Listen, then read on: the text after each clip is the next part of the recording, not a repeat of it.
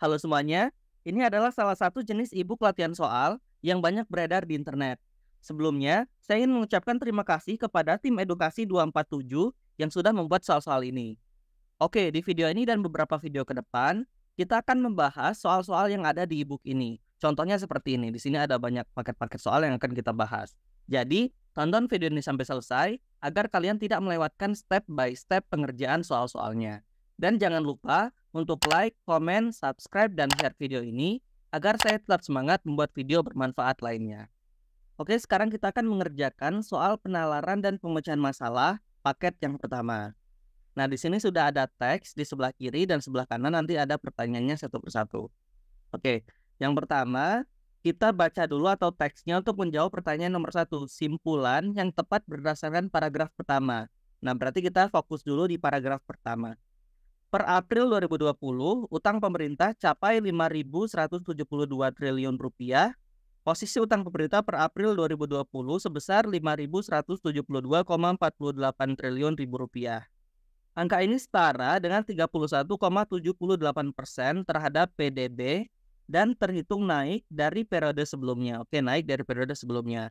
Komposisinya sebesar ini dari triliun surat berharga negara, domestik 3.000 sekian-sekian, dan SBN valutas asing sekitar 1.226 triliun. Oke, tips untuk mengerjakan soal ini, teman-teman jangan baca terlalu lama, teman-teman bisa screening saja. Tadi coba lihat untuk per April utang pemerintah capai, oh iya berarti utang pemerintah banyak, intinya seperti itu. Posisi utang April sebesar ini, angka ini setara dengan sekian.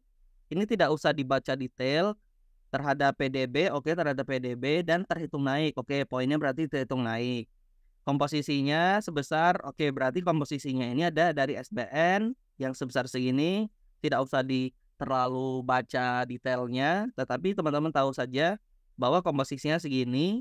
Untuk dari SBN, kemudian dari SBN domestik adalah sebesar ini, kemudian SBN valutas asing adalah sebesar ini.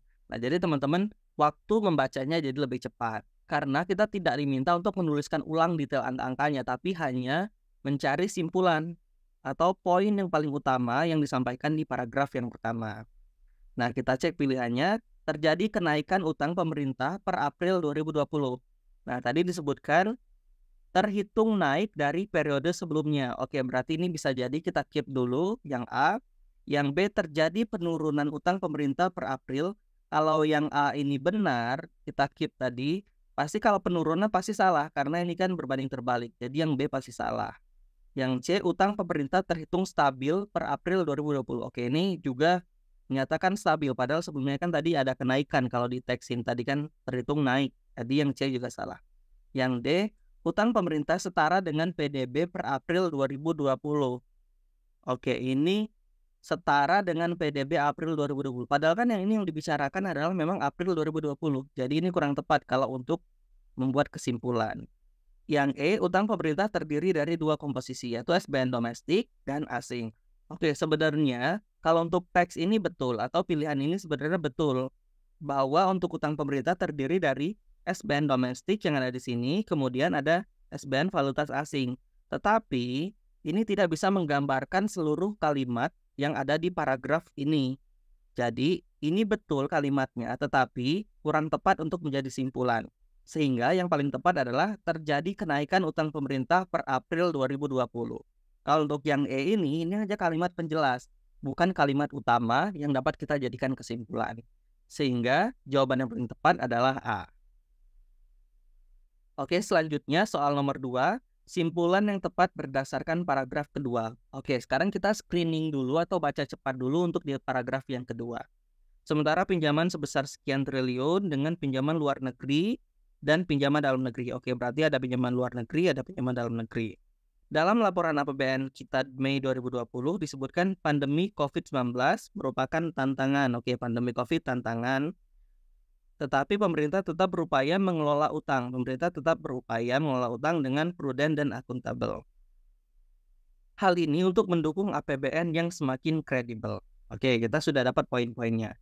Kita cek pilihan jawabannya, karena yang tadi kan diminta simpulan yang tepat untuk berdasarkan paragraf kedua. Pandemi COVID-19 adalah tantangan terbesar pemerintah. Ini disebutkan pandemi COVID memang merupakan tantangan, tapi bukan tantangan terbesar. Jadi sebenarnya yang A ini bisa kita simpulkan langsung kurang tepat.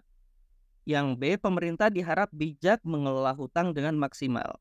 Nah, di sini tadi disebutkan bahwa pemerintah tetap berupaya mengelola hutang dengan prudent dan akuntabel. Oke, di sini sebenarnya cukup mendekati. Kalau untuk yang pilihan B, kita keep dulu, kita cek pilihan yang lain dulu. Yang C, pandemi COVID-19 memaksa pemerintah untuk berutang. Sebenarnya di sini tidak disebutkan bahwa pandemi COVID memaksa pemerintah untuk berhutang. Tadi kan disebutkan di awal pemerintah berhutang dengan komposisi luar negeri ada, kemudian di dalam negeri juga ada.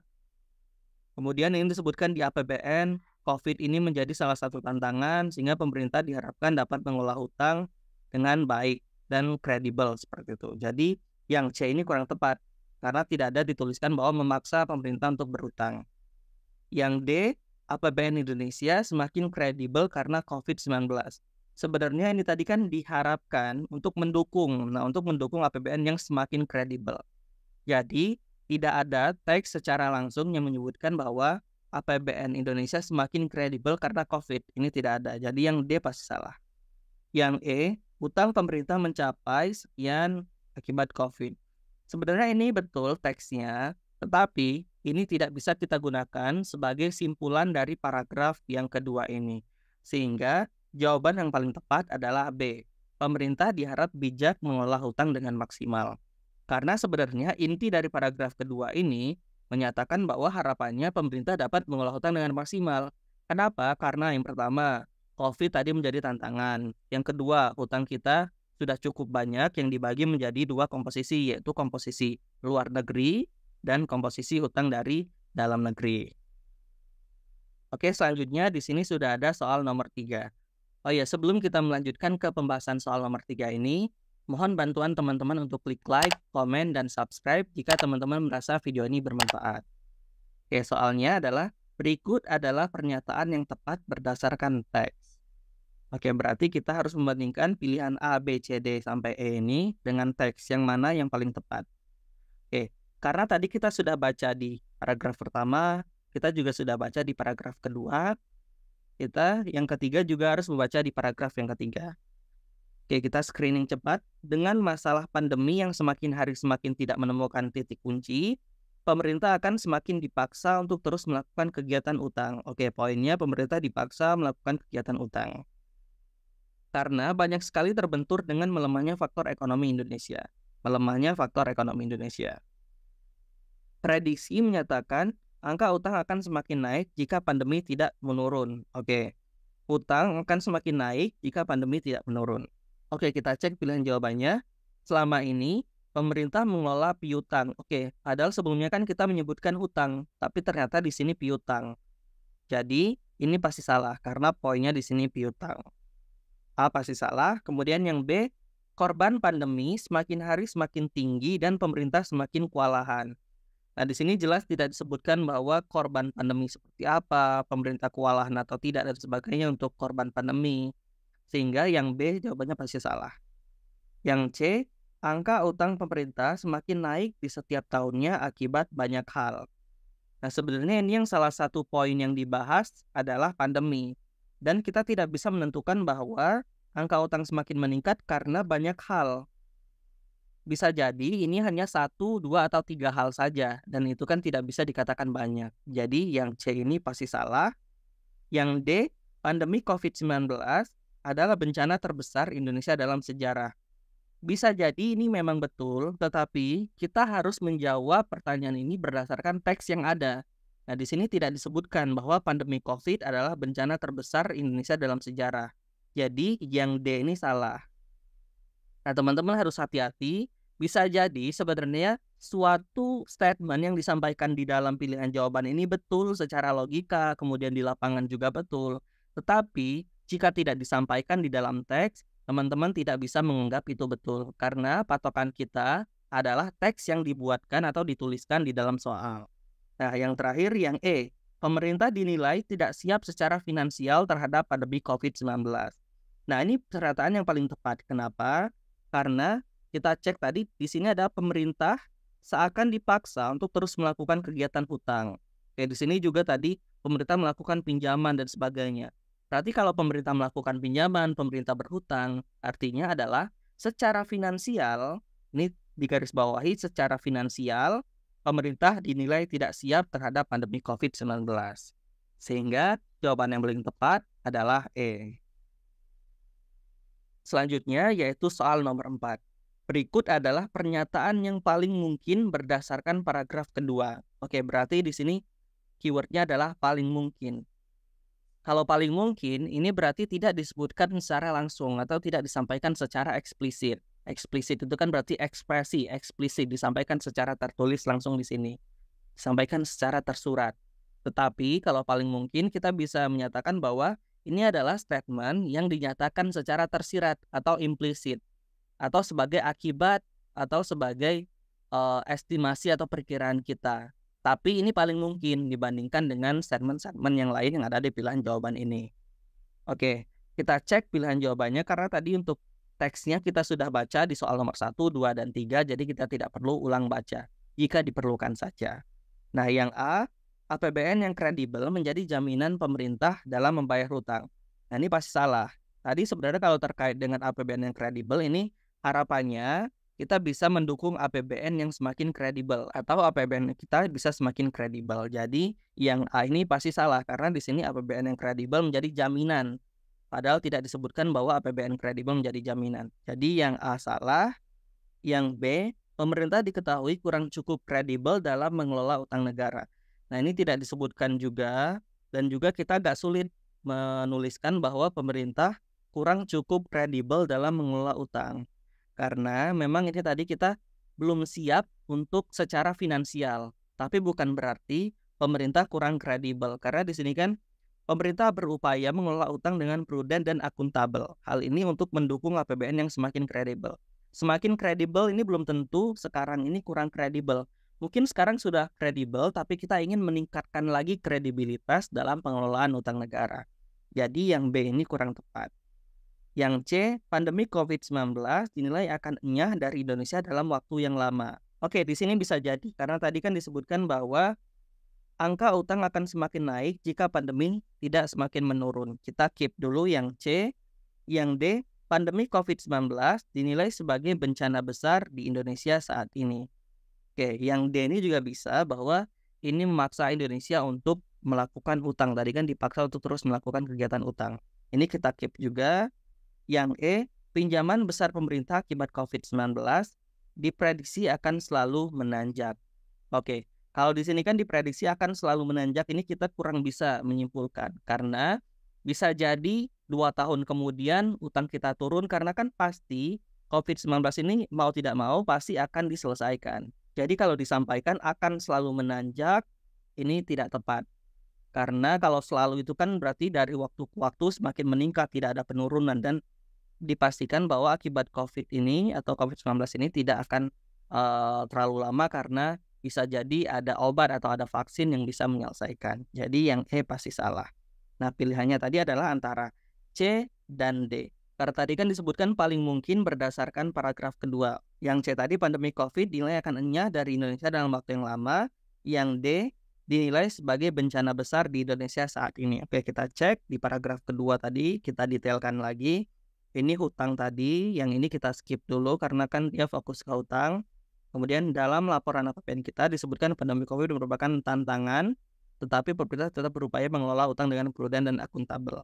Oke, kalau di sini dalam waktu yang lama sebenarnya tidak disebutkan atau tidak ada statement yang mengimplikasikan untuk pandemi COVID akan bertahan dalam waktu yang lama. Nah, untuk yang di D, pandemi COVID dinilai sebagai bencana besar di Indonesia saat ini. Nah, di sini yang paling tepat adalah yang D. Kenapa? Karena kalau di sini disebutkan bahwa dalam laporan APBN kita disebutkan pandemi COVID merupakan tantangan. Perhatikan, tantangan kan berarti juga termasuk sebagai bencana besar saat ini. Oke, di sini kan disebutkan bahwa konteksnya adalah konteks saat ini, bukan proyeksi dan sebagainya. Kalau proyeksi tadi disampaikan juga, tetapi itu lebih fokus di paragraf yang ketiga. Sehingga jawaban yang paling tepat di sini adalah D. Pandemi COVID-19 dinilai sebagai bencana besar di Indonesia saat ini. Oke, selanjutnya yaitu soal nomor 5. Berikut adalah selisih yang benar berdasarkan data grafik. Oke, tadi kita sudah baca teks, kemudian di sini kita harus fokus ke grafik yang ada di sini. Yang A, SBN falas dan domestik mencapai 2 triliun. Oke, kita cek di grafiknya, SBN falas di sini 1.200, kemudian SBN domestik 3.100. Kalau dijumlah ini sekitar 4.000, jadi ini pasti salah. SBN falas dan pinjaman dalam negeri mencapai 1,2 triliun. Oke, ini pinjaman dalam negeri 9,92, kemudian SBN falasnya di sini 1,226. Nah, ini pasti salah karena 1,226 ditambah 9, sekian ini 1000 sekian-sekian, jadi yang B pasti salah. Yang C, pinjaman dalam dan luar negeri tidak mencapai 800 triliun. Oke, ini dalam, ini luar. 824 tambah 992 pasti 824 tambah 9 berarti 33. 833. Ini pasti salah karena lebih dari 800 harusnya. Ini salah. Yang D, pinjaman dalam negeri dan SBN domestik tidak mencapai 2.000 triliun. Oke, pinjaman dalam negeri yang ini dan SBN domestik. SBN domestik. Yang tadi 3.000 tambah 9,92. Ini lebih dari 2.000, jadi yang D pasti salah. Yang E, SBN falas dan pinjaman luar negeri mencapai 400 triliun. SBN falas. Kemudian yang kedua adalah pinjaman luar negeri. Oke, di sini pinjaman luar negeri. 1.200 tambah 800 sekian-sekian. Mencapai 400 triliun. Oke, ini pasti lebih dari 400 triliun. Jadi betul, ini mencapai 400 triliun, bahkan lebih dari 400 triliun. Sehingga jawaban yang paling tepat adalah E. Oke, selanjutnya soal nomor 6.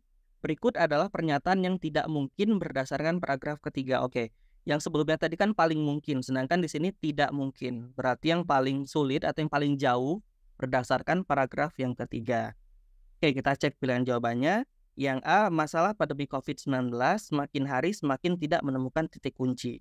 Nah, di sini sudah jelas. Tadi di sini disebutkan dengan masalah pandemi yang semakin hari semakin tidak menemukan titik kunci. Nah, berarti yang A ini pasti mungkin terjadi. Jadi, kurang tepat untuk menjawab soal nomor 6. Karena yang dicari adalah yang paling tidak mungkin. Oke, yang B, pemerintah berutang karena adanya COVID-19. Nah, ini jelas. Di sini sebutkan juga bahwa angka utang akan semakin naik jika pandemi tidak semakin turun. Oke, berarti memang karena COVID-19 salah satu faktornya. Jadi, yang B ini juga mungkin, sehingga kurang tepat untuk menjawab soal nomor 6. Yang C, pemerintah akan kesulitan membayar utang jika pandemi tidak segera berakhir. Oke, ini jelas, karena kalau pandemi terus-menerus terjadi, maka utang akan semakin meningkat. Dan jika hal itu terjadi, maka Indonesia akan semakin kesulitan dalam membayar utang. Jadi yang C ini bukan jawaban untuk soal nomor 6, karena yang dicari adalah yang tidak mungkin. Yang D, pemerintah akan kesulitan berutang jika pandemi tidak segera berakhir. Nah, di sini kan tadi yang C, pemerintah akan kesulitan membayar. Tapi kalau yang D, pemerintah akan kesulitan berutang. Nah, pasti sebenarnya kalau berutang sulit atau tidak itu tergantung dengan hubungan diplomasi. Dan sepertinya asal kita bisa memberikan jaminan, kemudian kita bisa menunjukkan bahwa kita kredibel untuk membayar hutang, pemerintah tidak akan kesulitan untuk berhutang. Karena di sini yang dituliskan adalah kesulitan berhutang, bukan membayar hutang. Kita akan kesulitan membayar, tapi kita tidak kesulitan berhutang karena banyak negara di luar sana yang kita bisa pinjami jika pandemi tidak segera berakhir. Yang D kita keep dulu karena kita tidak akan kesulitan berhutang jika pandemi terus terjadi. Oke, yang E, ekonomi Indonesia melemah karena adanya COVID-19. Nah, yang ini betul, jadi ini juga mungkin. Jawaban yang E ini tidak bisa menjawab untuk pertanyaan nomor 6. Sehingga yang paling tepat adalah D. Pemerintah akan kesulitan berhutang jika pandemi tidak akan segera berakhir. Oke, soal terakhir nomor 7. Berikut adalah pernyataan yang kurang tepat terhadap pemerintah Indonesia. Oke, silakan teman-teman kerjakan soal ini, tuliskan di kolom komentar. Nanti kita akan berdiskusi di kolom komentar untuk menjawab atau menentukan pilihan jawaban yang paling tepat. Oke, terima kasih teman-teman yang sudah menonton video ini. Sekali lagi mohon bantuannya untuk klik like, komen, dan subscribe jika teman-teman merasa video ini bermanfaat. Sampai jumpa di video selanjutnya.